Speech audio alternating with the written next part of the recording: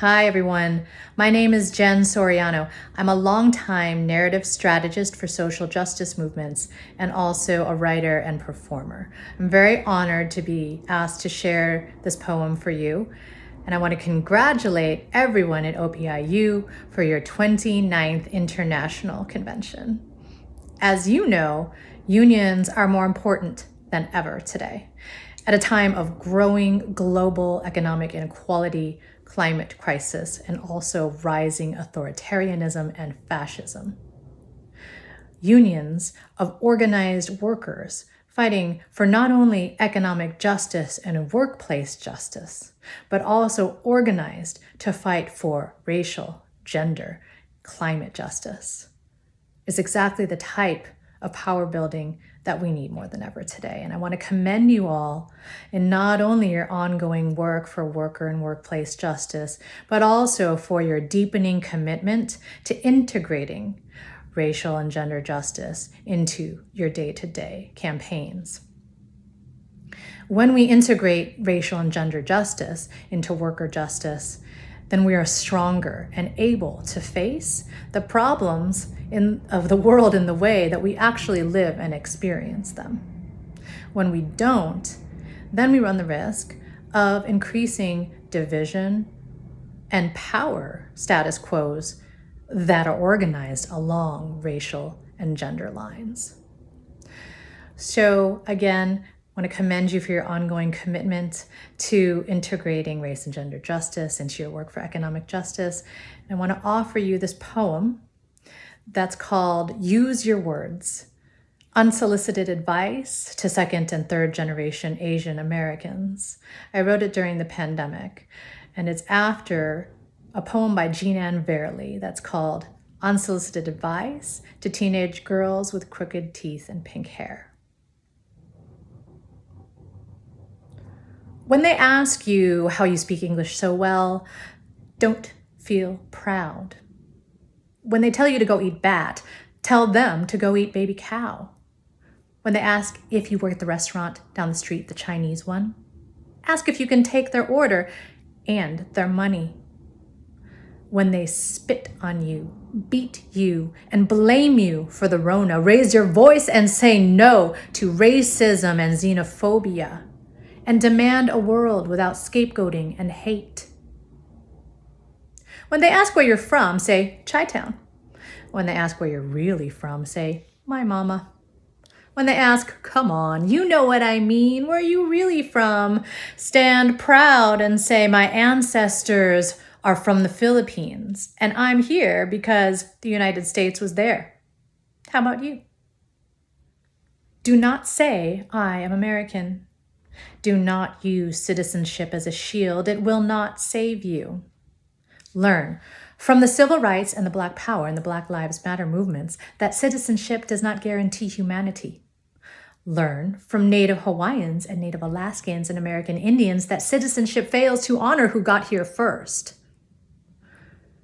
So no, do not say I am American. Say instead I am the descendant of immigrants on indigenous land. Say I am a refugee on indigenous land. Say I am a migrant settler on indigenous land. When they ask you if Asians are the model minority, say nope. When they ask you if Asians are essentially anti-Black, say hell no, but we've got work to do. When they ask you if Asians are essentially white, say also no, but be ready to have the conversation. Practice the words until they roll off your tongue. Relative access to privilege in the racial hierarchy invented and imposed by white supremacy. And remember, this is a conversation, not a lecture, so you might learn something too. When they treat you like a lily, growl at them.